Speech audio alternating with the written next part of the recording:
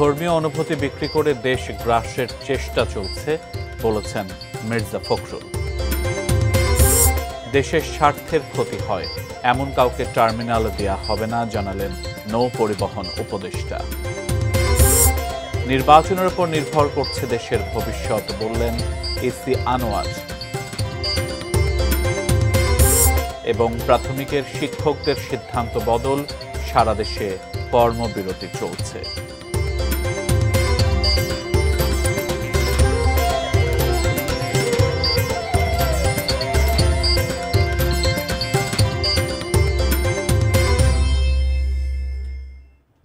ATN news দেখছেন, আমন্ত্রণ জানাচ্ছি দেশের খবরে। আজ আপনাদের সাথে আছি আমি সিয়াম রেজওয়ান। এতক্ষণ নাসির সিনটেক্স অ্যালুমিনিয়ামের সৌজন্যে সংবাদ শিরোনামগুলো শুনছিলেন। বিস্তারিত। ধর্মীয় অনুভূতি বিক্রি করে দেশ গ্রাসের চেষ্টা চলছে বলে মন্তব্য করেছেন বিএনপির মহাসচিব মির্জা ফখরুল ইসলাম আলমগীর। সকালে ঠাকুরগাঁও জেলা মুক্তিযোদ্ধা কমপ্লেক্স ভবনে বাংলাদেশ মুক্তিযোদ্ধা সংসদ ঠাকুরগাঁও জেলা ইউনিটের আয়োজনে এক মতবিনিময় সভায় প্রধান অতিথির বক্তব্যে কথা বলেন তিনি। এ সময় ৭১-এর মুক্তিযুদ্ধের চেতনা ভুলিয়ে দিতে একটি মহল গভীর ষড়যন্ত্রে লিপ্ত বলেও মন্তব্য করেন তিনি। যারা ১৯৭১ সালে পাকিস্তান হানাদার বাহিনীর সঙ্গে জোট সাজস করে এই দেশের মুক্তিযোদ্ধা হত্যা করেছিল, তাদের পরিবারদের হত্যা করেছিল, তাদের মেয়েদেরকে তুলে দিয়েছিল খান বাহিনীর হাতে, তাদের সঙ্গে এই দেশের মানুষ আপোষ করতে পারে নাকি ভাই? এরা আজকে দেশটাকে গিরে খাওয়ার চেষ্টা করতেছে, গ্রাস করার চেষ্টা করতেছে। আমাদের ধর্মপ্রাণ মুসলমান ভাইদের ধর্মীয় অনুভূতিকে বিক্রি করে তারা ওই কাজগুলো করতে যাচ্ছে। আমরা সেটা হতে দিতে পারি না। আজকে আমাদের উঠে দাঁড়াতে হবে, আমাদেরকে আমাদের যে মুক্তিযুদ্ধের যে চেতনা, সেই চেতনাকে সামনে আনতে হবে। তো আমরা এই দেশের মানুষ, আমরা লড়াই করেছি, সংগ্রাম করেছি, যুদ্ধ করেছি, করে আমরা ৭১ সালে আমাদের দেশকে স্বাধীন করেছি। দেশের স্বার্থের ক্ষতি হয় এমন কাউকে বন্দরের কোনো টার্মিনাল দেয়া হবে না বললেন নৌ পরিবহন মন্ত্রণালয়ের উপদেষ্টা অবসরপ্রাপ্ত brigadier general M Sakhawat Hossain. সকালে চট্টগ্রামের পতেঙ্গায় লালদিয়ার চর কন্টেইনার ইয়ার্ড উদ্বোধনের সময় এ মন্তব্য করেন তিনি। আরও বলেন, বন্দরের উন্নতি করতে হলে প্রযুক্তির ব্যবহার ও অর্থ দরকার। বন্দর ঘিরে ৪ থেকে ৫ বিলিয়ন ডলার বিনিয়োগ হবে। নৌ উপদেষ্টা বলেন, লালদিয়ার চর টার্মিনাল ব্যবসায়ীদের জন্য বড় সুবিধা দেবে। এখানে ১০,০০০ কন্টেইনার রাখার ধারণ ক্ষমতা বাড়বে। এরপর বে টার্মিনাল এলাকা, পরিবহন টার্মিনাল, তালতলা কন্টেইনার ইয়ার্ড উদ্বোধন এবং XY শেড ও কাস্টমস অকশন শেড পরিদর্শন করেন নৌ উপদেষ্টা। গভর্নমেন্ট হলে এটা সরাসরি ইনভেস্টমেন্ট হবে। প্রত্যেকটি টার্মিনালের জন্য একটি পরিবহনের ব্যবস্থা করা হবে এবং এটা হচ্ছে ওই বে টার্মিনাল যেটা হবে সেটা একটা পরিবহনের জায়গা। আশা করি যে ভবিষ্যতে এই রেল কানেকশনটা হবে। আমরা যেটা শুরু করে গেলাম, এটা আশা করি যে ভবিষ্যতে এটা দ্রুততর অগ্রগতি হবে। আগামী নির্বাচনের ওপর দেশের ভবিষ্যৎ নির্ভর করছে বললেন নির্বাচন কমিশনার মোহাম্মদ আনোয়ারুল ইসলাম সরকার। সকালে কুমিল্লা বোর্ডে এক কর্মশালায় তিনি এ মন্তব্য করেন। নির্বাচনের উপর নির্ভর করবে এই দেশের ভবিষ্যৎ। আমরা প্রিজাইডিং পোলিং অফিসারদেরকে সর্বোচ্চ গুরুত্বের সাথে বিবেচনায় নিচ্ছি। ৩ দফা দাবি পূরণের প্রজ্ঞাপন না হওয়া পর্যন্ত সারা দেশে ৬৪,০০০ প্রাথমিক বিদ্যালয়ের শিক্ষকদের কর্মবিরতি ও অবস্থান কর্মসূচি চলবে বলে জানিয়েছেন শিক্ষকরা। আজ তৃতীয় দিনের মতো শহীদ মিনারে তাদের অবস্থান কর্মসূচি এবং দ্বিতীয় দিনের মতো কর্মবিরতি চলছে। বর্তমানে প্রাথমিক বিদ্যালয়ের শিক্ষকরা ১৩তম গ্রেডে বেতন পাচ্ছেন, তা বাড়িয়ে ১০ম গ্রেড করা, চাকরির ১০ম এবং ১৬তম বছরে বেতন বাড়ানো এবং শতভাগ বিভাগীয় পদোন্নতির দাবিতে শনিবার থেকে শহীদ মিনারে অবস্থান করছেন প্রাথমিক বিদ্যালয়ের হাজারো শিক্ষক। গতকাল প্রাথমিক ও গণশিক্ষা সচিবের সঙ্গেও বৈঠক করেছেন তারা। প্রাথমিকভাবে কর্মবিরতি প্রত্যাহারের সিদ্ধান্ত নেওয়া হলেও পরে শিক্ষকরা কর্মবিরতি চালিয়ে যাওয়ার ঘোষণা দেন। তারই অংশ হিসেবে তৃতীয় দিনের মতো শহীদ মিনারে তাদের অবস্থান কর্মসূচি এবং দ্বিতীয় দিনের মতো কর্মবিরতি চলছে।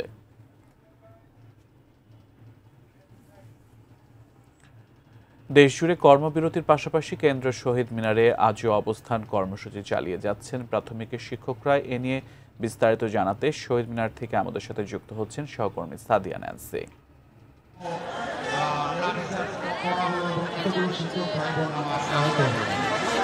যেই কর্মবিরতি এবং তাদের দাবির কারণে যেই অবস্থান, সেই অবস্থান কিন্তু এখনও চলছে এবং শহীদ মিনারে এই মুহূর্তের চিত্রটা যদি একটু দেখাতে চাই, এখনও কিন্তু অবস্থান কর্মসূচি চলছে এবং তারা তাদের যেই দাবি অর্থাৎ 10ম গ্রেডের যেই বেতন বাড়ানো এবং হচ্ছে পদোন্নতির জটিলতা কমানো সহ এবং 10ম এবং 16তম বছরে যেন বেতন বৃদ্ধি করা হয়, সেই বিষয়গুলো নিয়ে কিন্তু তারা দাবি তুলেছেন এবং সেই দাবির পরিপ্রেক্ষিতে কিন্তু এখনও তারা শহীদ মিনারে অবস্থান করছেন। যদিও গতকাল রাতে তারা তাদের দাবি থেকে সরে এসেছিলেন, গণশিক্ষা সচিবের সঙ্গে বৈঠক করে তখন তারা কিন্তু জানিয়েছিলেন যে তাদের যেই অবস্থান কর্মসূচি, সেই অবস্থান কর্মসূচি থেকে তারা সরে আসবেন।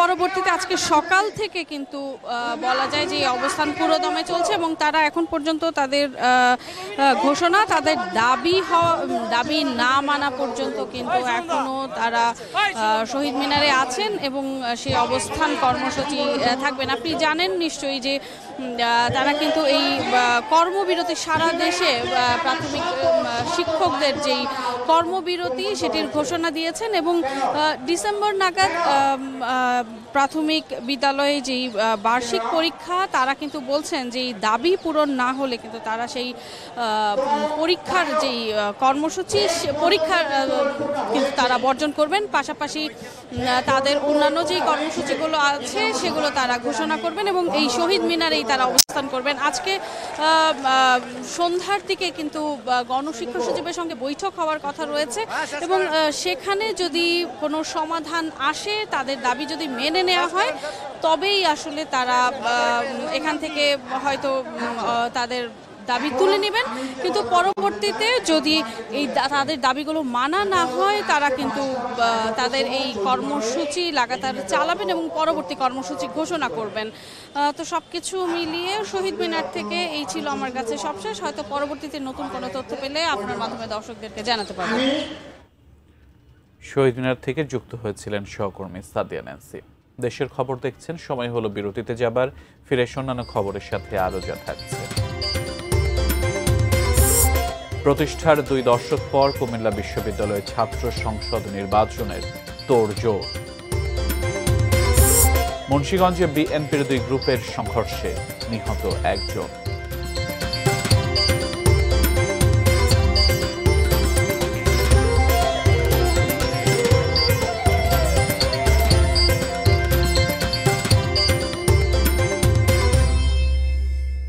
বিরতির পর আমন্ত্রণ, আপনারা দেশের খবর দেখছেন। কুমিল্লা বিশ্ববিদ্যালয়ে শুরু হয়েছে কেন্দ্রীয় ছাত্র সংসদ কুকসো নির্বাচনের তোড়জোড়। প্রতিষ্ঠার প্রায় 2 দশক পর প্রথমবারের মতো খসড়া গঠনতন্ত্র প্রকাশ করেছে বিশ্ববিদ্যালয় প্রশাসন। এরপর থেকে ক্যাম্পাসে ছড়িয়ে পড়েছে আনন্দ ও নির্বাচনী আমেজ। কুমিল্লা থেকে খায়রুল আহসান মানিকের পাঠানো তথ্য ছবি নিয়ে বিস্তারিত ডেস্ক রিপোর্টে। ডাকসু, চাকসু সহ দেশের 4টি পাবলিক বিশ্ববিদ্যালয়ে ছাত্র সংসদ নির্বাচনের পর কুকসু নির্বাচনের পথে হাঁটছে কুমিল্লা বিশ্ববিদ্যালয় কর্তৃপক্ষ। নির্বাচন অনুষ্ঠানের লক্ষ্যে প্রকাশ করা হয়েছে গঠনতন্ত্রের খসড়া। কেন্দ্রীয় সংসদে 21টি এবং হল সংসদে 11টি পদ রাখার প্রস্তাব করা হয়েছে। দেরিতে হলেও এই খসড়া প্রস্তাবের পর থেকেই ক্যাম্পাসে বইছে নির্বাচনের আমেজ। কুমিল্লা বিশ্ববিদ্যালয়ের গঠনতন্ত্র অনুযায়ী ক্যাম্পাসে ছাত্র রাজনীতি নিষিদ্ধ হলেও শিক্ষার্থীরা বলছেন ছাত্র সংসদই হতে পারে তাদের অধিকার বাস্তবায়নের শক্তি। আমাদের যে কথাগুলা, আমাদের যে চাওয়া পাওয়াগুলা জায়গা মতো পৌঁছানোর জন্য আসলে একটা মাধ্যম দরকার, যেটা হিসেবে আমি আসলে একমাত্র কুকসুকেই দেখছি। বিতর্ক থাকবে, যেহেতু শুরুর পথ ছাড়া অনেক কিছু হয়, অনেক কন্ট্রোভার্সি থাকে। এর বাইরে গিয়েও আমরা দেখব শিক্ষার্থী বান্ধব একটা ছাত্র সংসদ নির্বাচন হবে। প্রথম চাওয়া হচ্ছে আমাদের এটা একটা অরাজনৈতিক প্ল্যাটফর্ম হবে, কোনো দলীয় লেজুর ভিত্তিক রাজনীতি থাকবে না। বিশ্ববিদ্যালয় প্রশাসনের কাছে অবশ্যই আমাদের দাবি কুকসু অবশ্যই ডিসেম্বরের মধ্যেই হতে হবে। এখন আসলে এটা একদম সময়ের দাবি হয়ে গেছে। ওয়েবসাইটে প্রকাশিত নির্বাচনের খসড়া প্রস্তাবে শিক্ষার্থীদের মতামত গ্রহণের পর পাঠানো হবে বিশ্ববিদ্যালয় মঞ্জুরি কমিশনে, তারপর শিক্ষা মন্ত্রণালয়ে যাবে। আইনগত বিষয়গুলোর আলোচনা শেষ হলেই নির্বাচনের তারিখ ঘোষণা করবে বিশ্ববিদ্যালয় প্রশাসন। ইতিমধ্যে এই নীতিমালা ছাত্রদের জন্য ওপেন করে দেওয়া হয়েছে তাদের মতামতের জন্য। খুব শিগগিরই এটা শেষ হবে। ইউজিসি নিয়ম মাফিক শিক্ষা মন্ত্রণালয়, তারপরে আইন মন্ত্রণালয় থেকে ভেটিং নিবে, তারপরে চ্যান্সেলরের অনুমোদন হয়ে আসলে আমরা তখন নির্বাচনের ব্যবস্থা করব। Shakil Aziz, desk report, ATN news. আধিপত্য বিস্তারকে কেন্দ্র করে মুন্সিগঞ্জে বিএনপির দুই গ্রুপের সংঘর্ষে প্রতিপক্ষের গুলিতে আরিফ মীর নামে এক যুবক নিহত হয়েছেন, গুলিবিদ্ধ হয়ে আহত হয়েছেন আরও একজন। স্থানীয়রা জানান, মুন্সিগঞ্জের মোল্লাকান্দি ইউনিয়নের চর ডুমুরিয়া গ্রামে দীর্ঘদিন ধরেই আধিপত্য বিস্তার নিয়ে শাহ কামাল গ্রুপের সাথে আরিফ গ্রুপের বিরোধ চলে আসছে।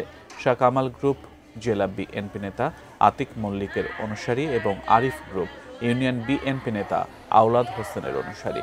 আজ সকালে শাহ কামালের নেতৃত্বে কয়েকজনের একটি দল আরিফ গ্রুপের ওপর হামলা করে ও গুলি চালায়। গুলিবিদ্ধ হন আরিফ ও ইমরান নামের আরও একজন। মুন্সিগঞ্জ জেনারেল হাসপাতালে নিয়ে গেলে চিকিৎসক আরিফকে মৃত ঘোষণা করেন। গুলিবিদ্ধ ইমরানকে ঢাকা মেডিকেল কলেজ হাসপাতালে ভর্তি করা হয়েছে।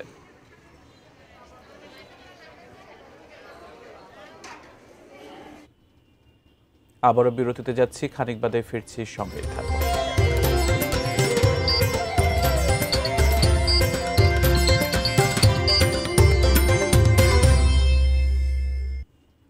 আবারও আমন্ত্রণ, দেশের খবর দেখছেন। কুষ্টিয়ায় পদ্মা নদীর পানি কমার সাথে সাথে দেখা দিয়েছে তীব্র ভাঙন।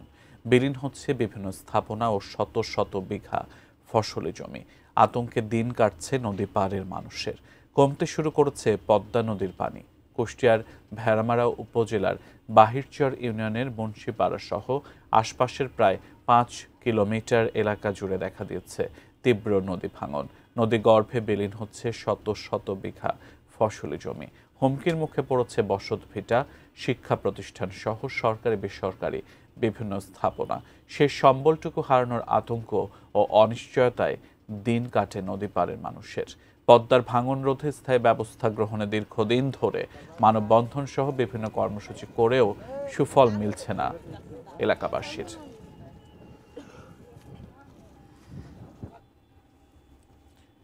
নরক যন্ত্রণায় পরিণত হয়েছে কুমিল্লার ঝাঁকুনিপাড়া দৌলতপুর এলাকার ময়লার ভাগার। জনবসতিপূর্ণ এলাকায় খোলা আকাশের নিচে প্রায় 40 বছর ধরে প্রতিদিন কয়েক টন বর্জ্য ফেলছে সিটি কর্পোরেশন। অতিষ্ঠ আশপাশের এলাকার মানুষ। বিস্তারিত জানাচ্ছেন কুমিল্লা প্রতিনিধি হুমায়ুন কবির জীবন। এই মুহূর্তে আমি যে জায়গাটিতে দাঁড়িয়ে আছি কুমিল্লার 6 নং জগন্নাথপুর ইউনিয়নের ঝাঁকুনিপাড়া এলাকা। আমার পিছনে যে ময়লার ভাগাটি দেখা যাচ্ছে, এখানে কুমিল্লা সিটি কর্পোরেশন 27 ওয়ার্ড থেকে বিভিন্ন ময়লা আবর্জনা বর্জ্য কিন্তু এখানে এনে ফেলানো হচ্ছে এবং এখানে যে দূষিত গন্ধ, সেই গন্ধ কিন্তু বাতাসের সাথে এই অঞ্চলের মানুষদের বিভিন্ন ক্ষতি হচ্ছে। এখানে প্রায় 40 বছর ধরে খোলা আকাশের নিচে এই ময়লার ভাগার থাকার ফলে কিন্তু এখানকার যারা বসত করেন এবং যারা এখানে স্থানীয় বাসিন্দার, তারা কিন্তু আসলে আমরা যতটুকু জানতে পেরেছি 10 থেকে 15টি গ্রামের মানুষ কিন্তু সীমাহীন ভোগান্তি পোয়াচ্ছেন। বিশেষ করে দুর্গন্ধ তারা কিন্তু আসলে বিভিন্ন রোগে কিন্তু আক্রান্ত হচ্ছেন। শিশু থেকে বৃদ্ধ থেকে শুরু করে বিভিন্ন বয়সের মানুষ কিন্তু এই দুর্গন্ধে যে বাতাসের সাথে ছড়াচ্ছে সেটি কিন্তু তারা আসলে অনেক কষ্ট পাচ্ছেন এবং তারা নানান রোগে কিন্তু আক্রান্ত হচ্ছেন। আরেকটি বিষয় জানাতে চাচ্ছি, এখানে এই ময়লার ভাগাটি থাকার কারণে বিয়ে শাদীর ক্ষেত্রেও কিন্তু বাধা হয়ে দাঁড়িয়েছে বলে আমরা জানতে পেরেছি। এখানকার যারা বাসিন্দা তারা অভিযোগ করে বলছেন যেন সিটি কর্পোরেশন যেন এটি পরিকল্পিত করে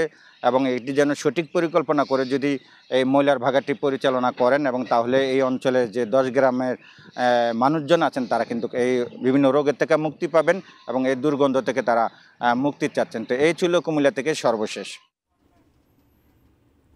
কয়েকদিন পরে শুরু হবে ধান কাটা। দ্বীপ জেলা ভোলায় এবছর ধানের ফলন ভালো হওয়ায় খুশি কৃষকরা। ভোলা থেকে বিস্তারিত জানিয়েছেন প্রতিনিধি মোহাম্মদ মঞ্জুর আলম। দ্বীপ জেলা ভোলায় এবছর আমনের বাম্পার ফলন হয়েছে। তো আমরা রয়েছি ভোলা সদর উপজেলার পূর্ব ইলিশার একটি কৃষকের মাঠে। তো এখানে এসে আমরা দেখলাম যে কৃষকরা খুব উৎসাহিত হয়েছেন এবং এবছর যে আমনের বাম্পার ফলন হয়েছে সেই বাম্পার ফলন নিয়ে কিন্তু তারা অনেকটাই আনন্দিত। তারা আমাদেরকে জানিয়েছেন গত বছরের তুলনায় এবছর তাদের ফসলের ভালো হয়েছে। গত বছর ঝড় জলোচ্ছ্বাসে তারা অনেকটাই ক্ষতিগ্রস্ত হয়েছেন। এবছর আমনের যে পরিমাণ ধান তারা এসেছে খেতে, সেই উৎপাদিত ধান বিক্রি করেও কিন্তু তারা অনেকটাই আশা উজ্জ্বল হবেন এবং তাদের যেই পরিবার পরিজন রয়েছে সেই পরিবার পরিজন নিয়ে কিন্তু তারা গত বছরের তুলনায় এই বছর কিছুটা ভালো থাকবেন। তো আমরা একটু কৃষকের সাথে কথা বলব। কৃষি কর্মকর্তা এবিএম মোস্তফা কামাল, ওনার থেকে পরামর্শ নিয়ে আমরা আমাদের এই বিরিধান 52 করছি। তারপরে বিডিসি থেকে দেওয়া বিরিধান 95, এরপর আছে হরিধান, এরপর আছে বিরিধান 11। আশা করি শুনেছি, আমরা কৃষকদের কথা শুনেছি, তারা আমাদেরকে জানিয়েছেন যে কৃষি বিভাগের পরামর্শে কিন্তু তারা এবছর আমন ধানটি পরিচালনা করছেন এবং এই পরিচালনার কারণেই কিন্তু ধানের উৎপাদন গত বছরের তুলনায় বৃদ্ধি পেয়েছে। তো আমরা একটু কৃষি কর্মকর্তার সাথে জানতে চাবো যে আসলে এই বছর আপনাদের চাহিদাটা কিরকম এবং কি।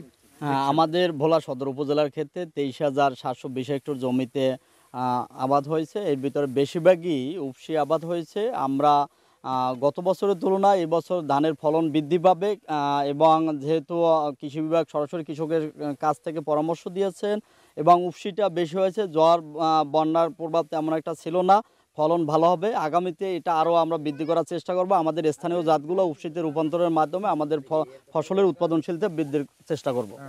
এবছর ভোলার কৃষকরা অনেকটাই আনন্দিত, তাদের মুখে হাসি ফুটেছে। ঝড় জলোচ্ছ্বাসের যে সম্ভাবনা সেটি না থাকার কারণেই কিন্তু এবার কৃষক ভালো ধান উৎপাদন করতে সক্ষম হয়েছে। তো এই ছিল আমার কাছে ভোলা থেকে আমনের সর্বশেষ তথ্য।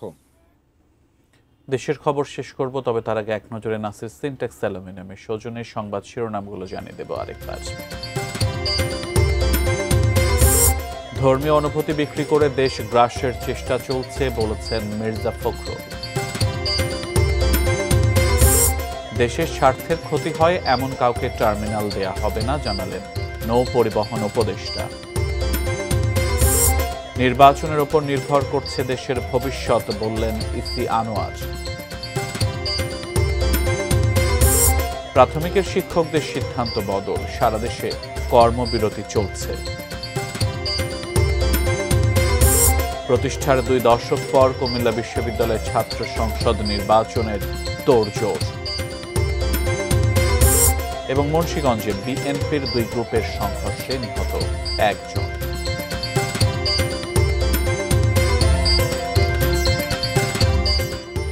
দেশের খবর ছিল এ পর্যন্তই। এতক্ষণ সাথে থাকার জন্য ধন্যবাদ সবাইকে।